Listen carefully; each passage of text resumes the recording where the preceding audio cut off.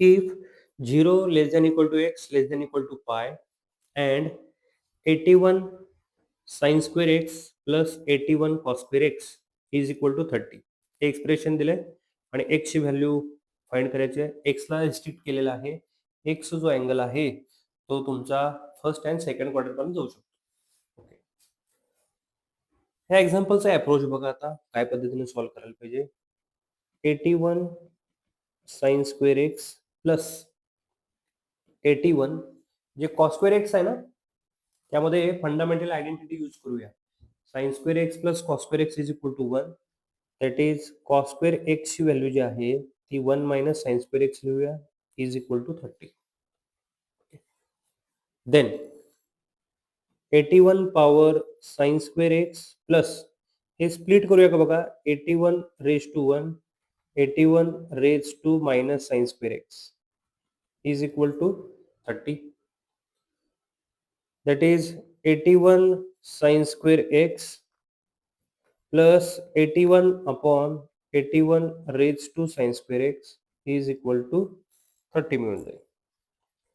आता हे इक्वेशन थोडंसं सॉल्व्ह करायसाठी आपण late 81 raised to sin square x is equal to t consider करूया. ठीक आहे, काय होईल बघा आता. t plus 81 upon t is equal to 30 होईल. t नी मल्टिप्लाय करूया.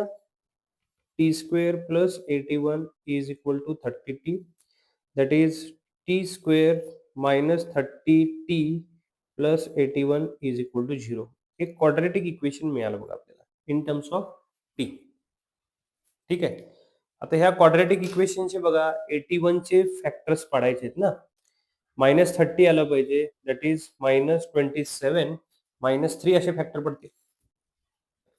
तर t minus 27 t minus 3 is equal to 0 होईल. Therefore t is equal to 27 और t इज इक्वल टू 3 लिहितो. बट आपण t जे कन्सिडर केलेलं आहे ते 81 power sin square x is equal to 27. 81 power sin square x is equal to 3.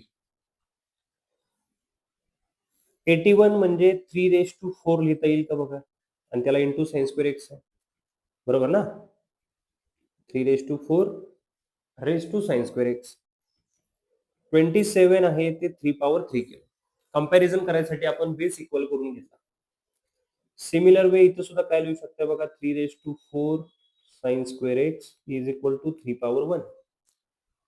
काय मिळेल बघा आपल्याला पॉवर कंपॅरिझन करून. 4 sin square x is equal to 3. 4 sin square x is equal to 1.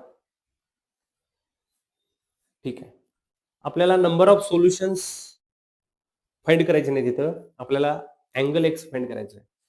तर हे काय राहणार बघा. sin square x is equal to 3/4 sin square x is equal to 1/4. ठीक आहे, देन sin x जर स्क्वेअर रूट घेतलं तर प्लस मायनस रूट 3/2 राहील. sin x is equal to plus minus half राहील का बघा. कळते सगळ्यांना इथपर्यंत.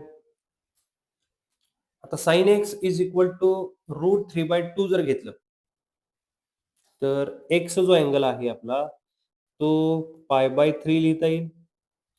जर मायनस घेतलं तर सेकंड क्वार्टर मध्ये जाणार. पाय मायनस π/3 दॅट इज 2π/3 राहील. आणि या ठिकाणी जर बघितलं आपण तर प्लस हाफ घेतला तर π/6 राहणार. मायनस हाफ घेतला तर पाय मायनस π/6 5π/6 आहे. सप्लिमेंटरी अँगल पण लिहून घेतले. आता त्यामधील कोणता ऑप्शन आहे बघा. π/6 π/3 असा ऑप्शन आहे. सेकंड ऑप्शन तुमचा π/3 आहे पण π/4 नाही आहे. थर्ड मध्ये 5π/6 आहे पण π/2 नाही आहे. डी ऑप्शन तर काय कुठलाच मॅच होत नाही. त्यात डी मध्ये सुद्धा 2π/3 आहे पण π/4 येणार नाही. म्हणजे आपल्याला π/6 आणि π/3 ही व्हॅल्यू एका ऑप्शन मध्ये सॅटिस्फाय होते दोघांच्या मधली, जे ऑप्शन नंबर ए मध्ये आहे. Option A is correct.